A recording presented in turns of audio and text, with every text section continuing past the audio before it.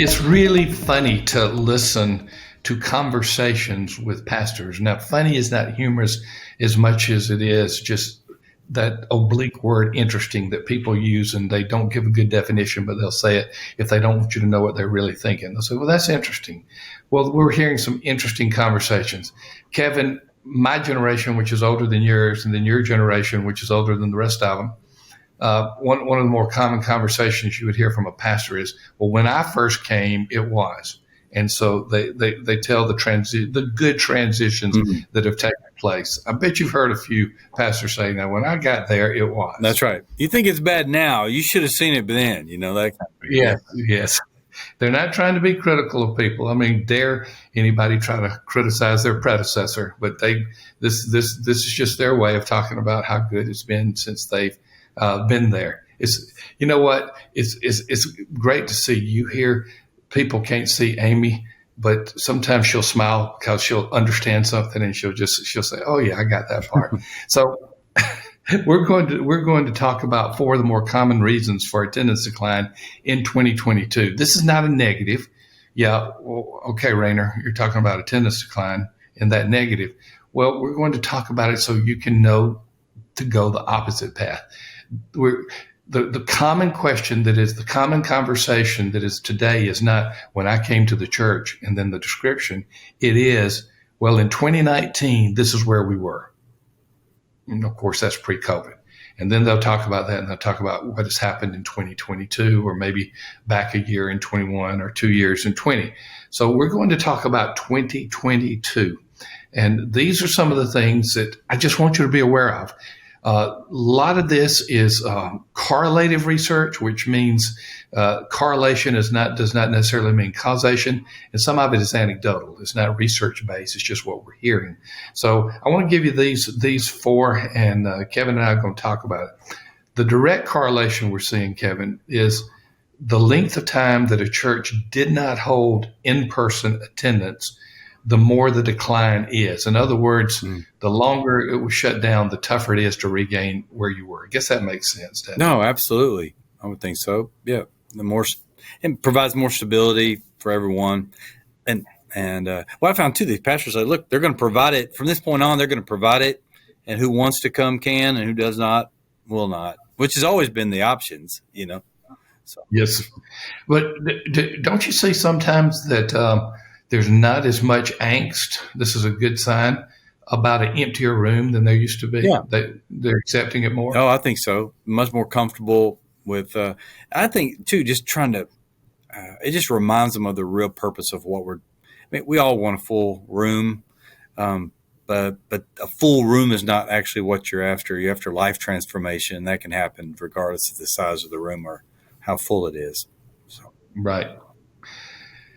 If I'm going to just ask you a question that requires a very general guessing type of answer, the question is, how many churches, what percentage of churches with which you have contact are really doing great commission work? They're really doing marvelous evangelistic work. What percentage would you say? Man, it would be, you're right. It's a pure guess. I just know, out of in our own denomination, we have 45,000 churches. We have roughly 10% are engaged in church planning. And when you talk about have an actual a way of training their people in evangelism, we see right around that 10 to 15% range. I was going to say 10%. Mine would have been a guess too. So I wanted to see where you were, because you're in touch with a lot of people. Well, this is one of those duh moments. But a church with lower attendance is usually a church that's ignoring the Great Commission, not involved in the Great Commission. And a pastor asked me recently, how can our church grow? And I said, well, you can try to reach more people for Christ. He said, that's brilliant. that's brilliant. And he did. And he said, well, what are some of the ways I can motivate people? But if there's not the intentionality about the Great Commission that has taken place, then it's likely to be a church that's in decline. And I said I wasn't going to say this before the show started, before we recorded, but I'm going to say this. In the pre-COVID era, it was more likely that someone who is a cultural Christian would come to your church. In other words, someone who is not a believer but comes to church because it's the culturally accepted thing to do. Those people are gone now. Right. And you're not going to reach them with Great Commission evangelism. You're not going to be reaching people. Right. Hey, and I know this sounds harsh or cold, I guess, but as a pastor, you only have so much time. And this way, in a sense, you don't have to waste time on people who are playing pretend or really are not interested in the Great Commission. They're just a part of the great distraction, of keeping you distracted from the Great Commission because you have to try to cater to all their petty needs and all. I think it's a great opportunity to be able to focus on what's most important and alleviate a lot of the distractions that Pastor had. And those distractions were people who were high maintenance and self-focused. Well, I'm going to tell a story about a coaching call I had 2 or 3 weeks before this recording. If you're listening, Pastor, I'm talking about a conversation we had. I will not mention your name. I will not mention your location. So I hope you don't mind, because I know you're a regular listener. I hope you don't mind telling the story, because he got it. He got it when I finally got to it. So here was the issue.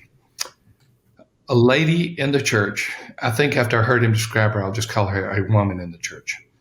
A woman in the church wrote him a vicious letter. And the anger behind the letter was she was chairman of the Christmas decorating committee, chairperson. And because there was a wedding going on in the church earlier, the committee got started ahead of her. And she was infuriated, and she blasted the pastor. I mean, and all of a sudden, Amy, they can't see you. You can nod. Do you remember this particular example that I'm talking about? So the pastor sends, we have this coaching service. This pastor says, I really need to talk to someone. I said, I'll talk to him.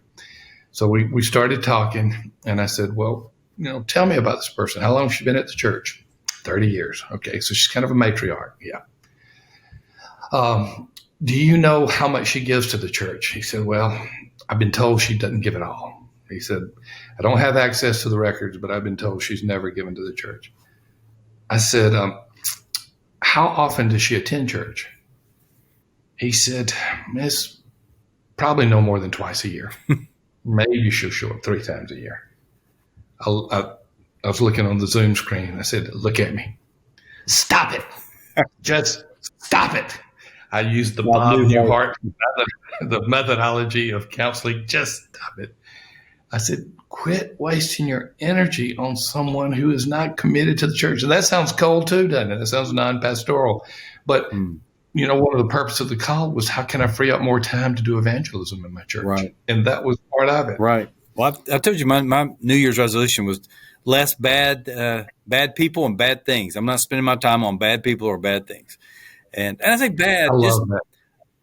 Annoying, distractive, non-productive, waste of time. And every pastor can benefit through COVID because of this if they eliminate it.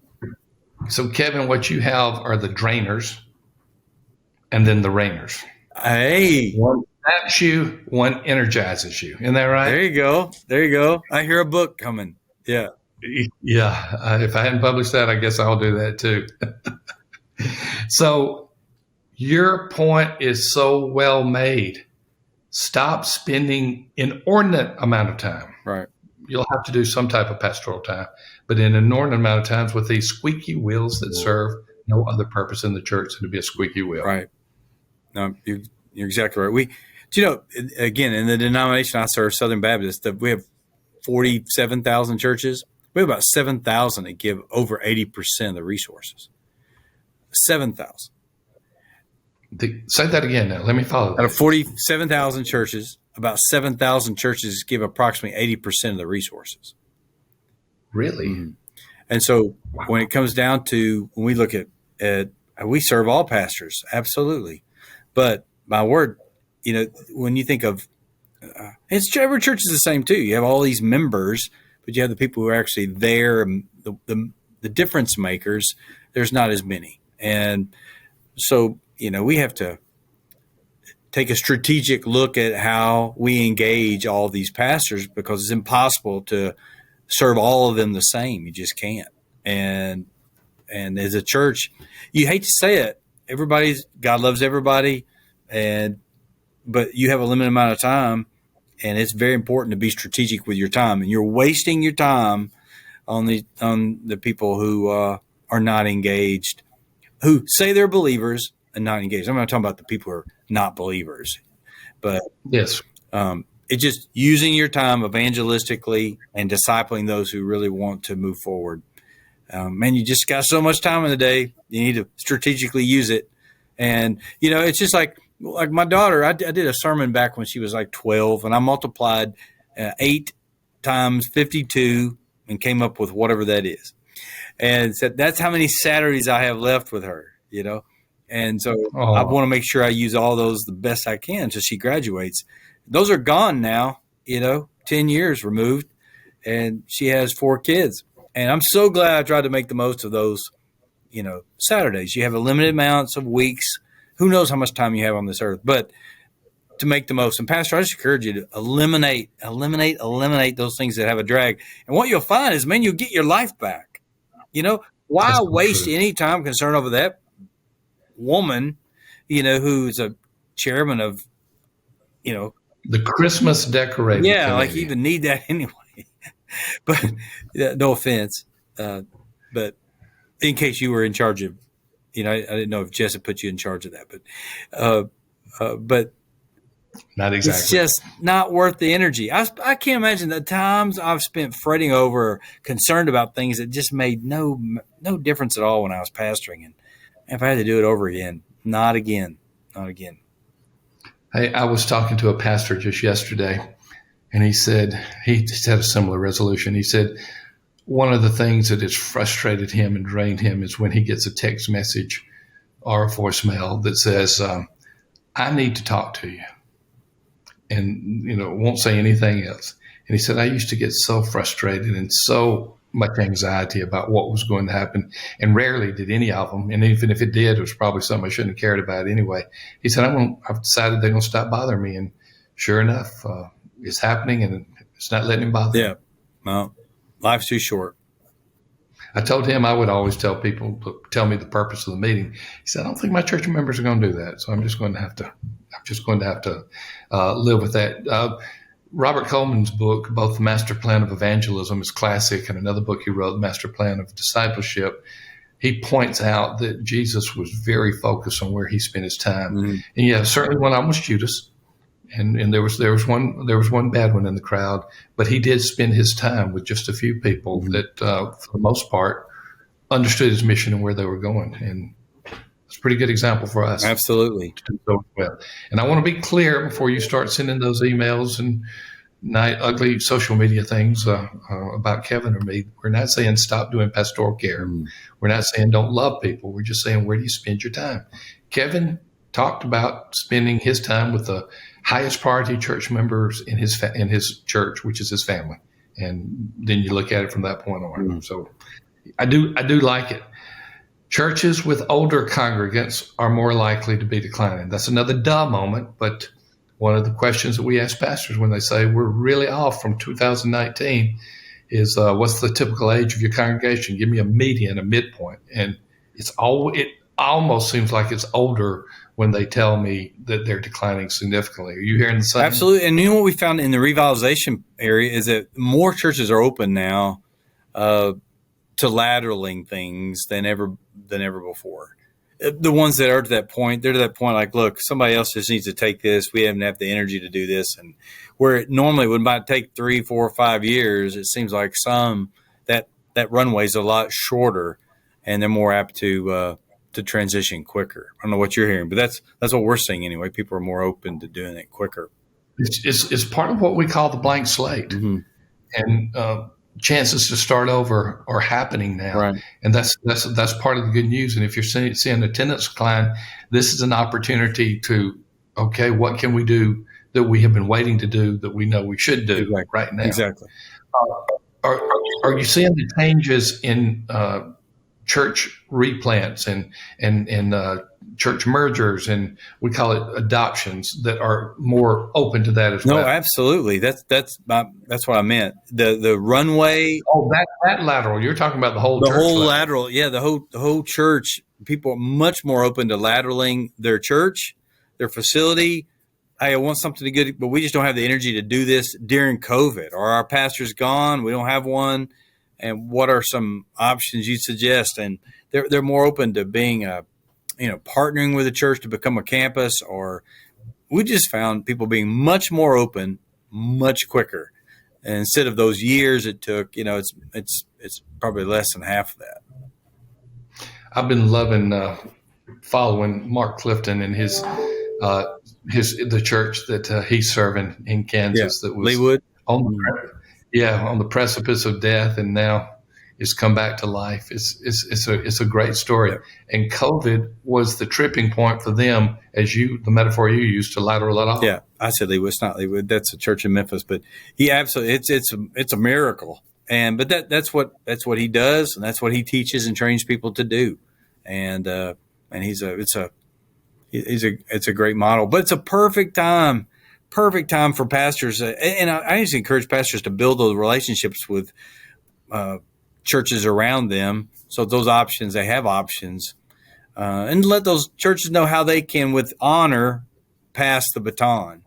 And that's what they're looking for. If you can just do it with respect and honor, but still make it a light into the community. So, well, these are common reasons for attendance decline. Let's look at the inverse of them very quickly. We're seeing a direct correlation in the length of time a church did not hold in-person services and attendance decline. You cannot go back and reverse that, but we can use the famous ezelism, and we can say, but if it's raining, get an umbrella. In other words, don't let that hold you back. If you didn't have services for a long time and now you're having trouble getting some momentum, don't let that hold you back, because that's in the past. Right. Yeah, it's amazing. We, of course, at the North American Mission Board, we help with disasters and relief and that type of thing. When we've gone to places that have been hit by a tornado the second time, they're always real proud of themselves, because you know what? That didn't happen to us this time. Or we didn't have generators. That didn't happen to us this time. We learned. If I don't learn from my first mistake, I just think this is a great chance for pastors to say, look, this thing's been around for 2 years. You should have learned some things by now. And don't make some of the early mistakes that we made, not knowing even that they were a mistake. Nobody meant to make a mistake. It just didn't pan out. Knowing what we know now, let's do things different and learn from it. And so it's a great opportunity to take what we do know, learn from it, and do better. Also, the reason is, if you're not doing the Great Commission, you're probably not recovering like other churches are. That's a pretty easy, positive solution. Mm-hmm. Do the Great Commission. Yeah.